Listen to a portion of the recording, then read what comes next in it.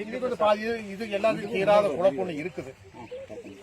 இப்படி ஒரு புற்று சிட்டிக்குள்ள திருப்பூர்லயோ அல்லது கோயம்புத்தூர்லயோ நம்ம பொள்ளாச்சிலயோ உடுமலையிலயோ சிட்டிக்குள்ள இப்படி ஒரு புற்று இருந்தா என்ன ஆகும்? கோயிலாக்கிடுவோம். பாத்தீங்களா, நாகாத்தா கோயில் அங்க ஆயிருக்கும். அப்ப இது புற்று கோயில் பாம்பு மட்டும்தான் ஞாபகத்துக்கு வருது. ஆனா பாம்பால இப்படி ஒரு இடத்த ஒரு புற்றை ஒருபோதும் கட்ட முடியாது. கரையான்கள் சற்று ஏறக்குறைய 20 கோடி ஆண்டுகளாக இந்த புற்றுகளை கட்டி இப்படியே இருக்கு. 20 கோடி ஆண்டுகளாக இந்த புற்று கட்டு தொடங்குது. மிக மிக இந்த இயற்கைய நுட்பமா பார்த்து கூட அமைச்ச முதல் உயிரினம் கரையான். அதாவது ஒரு ஆண்டுக்குள்ள 4 பருவம் மாறுது. காற்று 4 பக்கம் திசையா அடிக்குது. ஒளி 4 பக்கம் வருது. வருகிற போதெல்லாம் இந்த இது மாதிரியான வச்சுட்டு காத்து உள்ள போறதுக்கான அந்த ஏற்பாடு தான். ஒரு பக்கம் காற்று உள்ள போகுது, இன்னொரு பக்கம் காற்று வெளியே வருது. சூரிய ஒளி உள்ள சமமா போகுது, சமமா வெளியே வருது. ஏன் அந்த வேலை செய்யுதுன்னா உள்ள ஒரு பெரிய தோட்டம் இருக்கு. இதுக்குள்ள இது ஒரு 5 லட்சம் வரைக்கும் கரையான்கள் சேர்ந்து வாழுது. உள்ள ஒரு தோட்டம் வச்சிருக்குது. தோட்டத்துல என்ன வேலைன்னா காளான் பயிரிடுற வேலை தான் அது செய்யுது. இப்ப இல்ல 20 கோடி ஆண்டுகளா. எப்படி காளான் பயிரிடுதுன்னா இது சீக்கிரம் அந்த புல்லெல்லாம் காஞ்சிடும். நீ பாருங்க, இப்ப இந்த காஞ்சிரும். புல்லு காஞ்ச உரம் இவ்வளவு சோரம் வெட்டுது. 1 இன்ச்சு 1 இன்ச்சுக்கு வெட்டி இழுத்துட்டு போய் அப்படியே பூஞ்சையை அடுக்கி வைக்கிறது புல்ல கீழே. இந்த புல்லு கீழே அடுக்கி வச்சதை என்ன ஆகுதுன்னா கொஞ்ச நாள் கழிச்சு பூஞ்சை அடியுது. அந்த புல்லு பூஞ்சை அடிஞ்சு அதுல காளான் முளைக்குது. காளானை சாப்பிட்டு தனக்கான உணவை தானே உற்பத்தி செய்து சாப்பிட்டுக் கொள்ளுகிற ஒரு உயிரினமாகவும் கரையான் இருக்குது. 20 கோடி ஆண்டுகளாகவும் கரையான் இருக்குது. கரையான் இவ்வளவு பெரிய புட்டு எடுப்பதற்கு மேலிருந்து எதையும் எடுத்துக்கிறது இல்லை. கரையான் கீழிருந்தே எல்லாம் எடுக்குது. இந்த எல்லா மண்ணும் கீழிருந்து எடுத்துருது. மேலிருந்து எதுவுமே இந்த கரையானை எடுத்துக்கிறது இல்லை. இவ்வளவு அழகா எப்ப எங்கெல்லாம் மழை அதிகமா வருமோ அங்கெல்லாம் குடை மாதிரி கிளம் கட்டுவோம். நம்ம வச்சிருக்கோம்ல குடை வச்சிருக்கோம்ல, குடை மாதிரி இருக்கிறதுக்கு மழை அதிகமா வரும். வெயில் அதிகமா இருக்கிற இடத்துல இப்படி கூர்மையா இருக்கும். ஏன்னா அந்த வெயில் ஒளி பட்டு வெளியே போற மாதிரி கூட அமைச்சிருக்கு. இவ்வளவு நேக்கா பார்த்து கட்டுற கரையானுக்கு கண்கள் இல்லை. கண்களே இல்லாத கரையான் காலநிலையை சரியாக யூகித்து ஒரு வாழ்விடத்தை கட்டிக்குது. நமக்கு ஏராளமான குழப்பம்.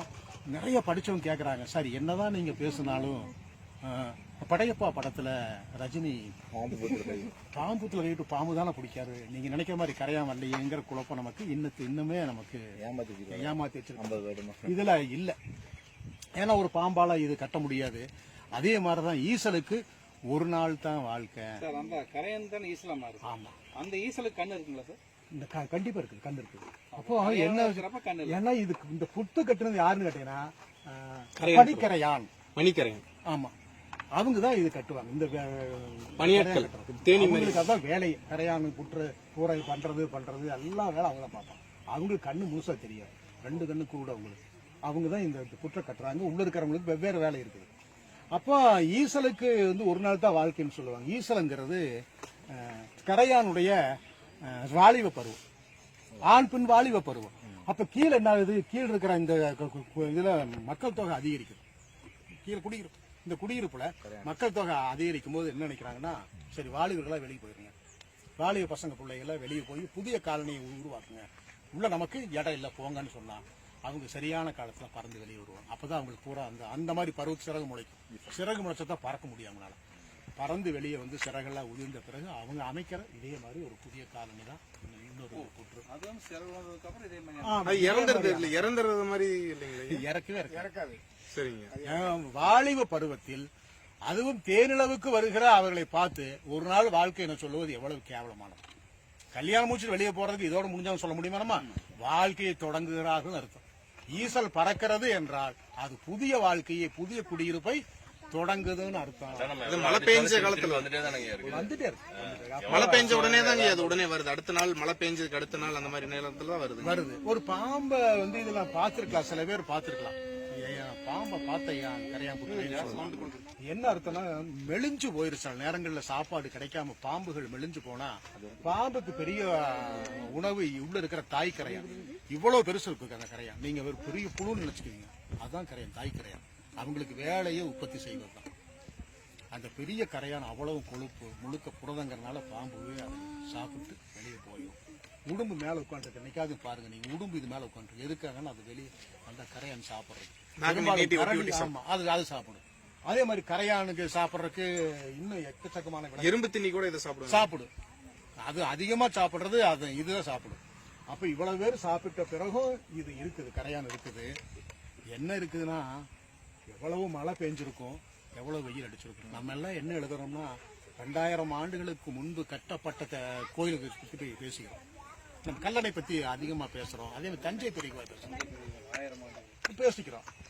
இப்ப சமீபத்தில் ஒரு கரையான் புற்று எல்லா பெரும் மலைகள், பூகம்பங்கள், மலைகள், பெரும் மழை, பெரும் வெயில கடந்து 4600 வருஷமா ஒரு புற்று. லைவ்ல அந்த உயிரினங்கள் வாழ்ந்துட்டு தான் இருக்கு. 4600 வருஷத்துக்கான சான்றுகளோடு எடுத்து போட்டிருந்தோம். கரையான் புற்று எல்லா மலைக்கும் கரையாமல் 4600 ஆண்டுகள் இந்த பூமியில் நின்று இது பண்ற ஒரு புற்றை கூட கரையான் அமைச்சிருக்குது. கரையாதவன். இன்னொன்னு பெரிய சிறப்பு என்ன இருக்கு, இந்த பூமியில நம்மளாம் 1%, 800 கோடி மக்கள் தொகை இருந்தாலும் 1%, கரையானும் எறும்புகளும் 20%. இந்த பூமியில இருக்கிற எல்லா எறும்புகளையும் கரையானை முடிச்சு ஒரு பெரிய தராசுல போட்டுட்டு நம்மளையெல்லாம் முடிச்சு ஒரு இதுல போட்டா அது 19 மடங்கு.